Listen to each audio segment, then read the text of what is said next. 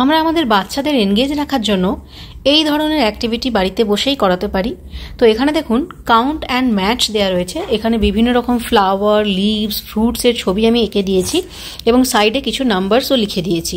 তো আমাদের বাচ্চাদেরকে কি করতে হবে সেটা হচ্ছে যে এখানে যে জিনিসগুলো রয়েছে এগুলোকে কাউন্ট করতে হবে, কাউন্ট করে এখানে ম্যাচ করতে হবে। তো দেখুন এই খাতাটা আমি আমার মেয়েকে দিয়ে দিচ্ছি। তো বেবি সামাইরা, তুমি এটা কাউন্ট অ্যান্ড ম্যাচ করো, ঠিক আছে? পারবে তো? ওকে, চলো স্টার্ট করো।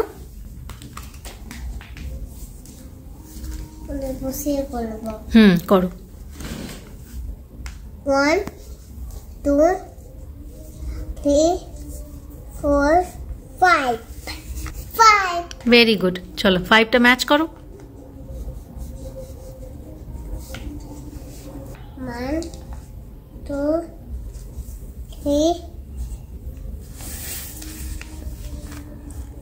4 5 ভালো করো।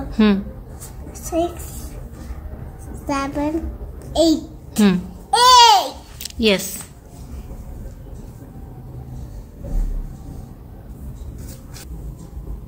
1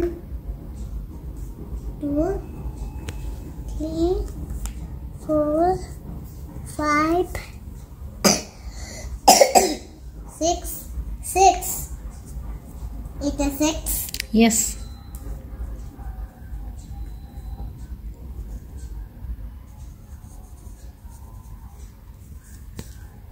1 2 3 4 5 6 7।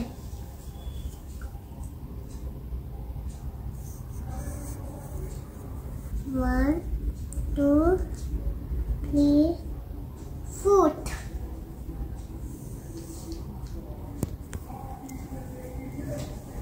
হয়ে গেছে? হ্যাঁ।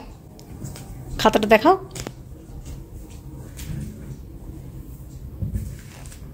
বাহ, খুব সুন্দর হয়েছে মাম্মা, ভেরি গুড। বাচ্চাদের এইভাবে অ্যাপ্রিসিয়েট করতে কিন্তু একদম ভুলবেন না। বাচ্চারা যখনই নিচের খাতায় দেখবে, পড়তে না পারলেও তারা যখন দেখবে এখানে গুড লেখা রয়েছে, বাচ্চাদের লেখার আগ্রহটা আরও বেড়ে যাবে।